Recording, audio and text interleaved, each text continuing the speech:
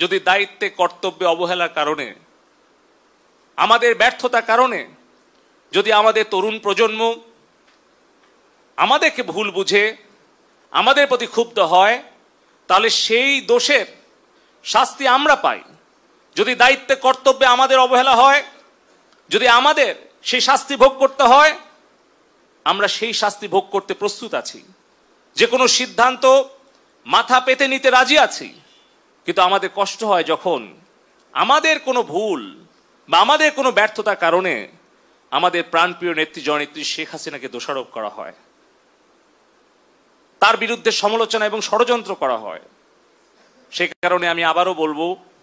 আমাদের দেশের 5 কোটি ছাত্রছাত্রী ভাই বোনেরা আছে, আমাদের যদি কোনো ভুল হয়, অপরাধ হয়, তাহলে সেই ভুলের শাস্তি বা সংশোধনের সুযোগ আপনারা আমাদেরকে দিবেন। কিন্তু মাননীয় প্রধানমন্ত্রী জননেত্রী শেখ হাসিনাকে দয়া করে আপনারা ভুল বুঝবেন না। যদি আমাদের তরুণ তরুণীরা,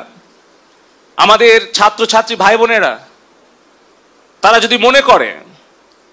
যে এই দেশব্যাপী ইন্টারনেটের সেবা ব্যাহত হওয়ার জন্য কেউ দায়ী, তাহলে সেই দায়ী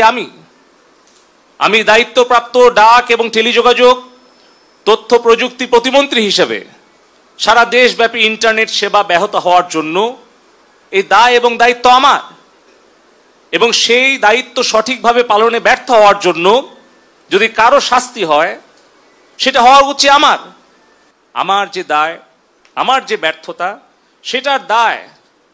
এবং দায়িত্ব আমি নিজের কাঁধে নিয়ে যদি জননেত্রী শেখ হাসিনা যে কোনো শাস্তি অথবা আমাকে যে কোনো সিদ্ধান্ত দেয়,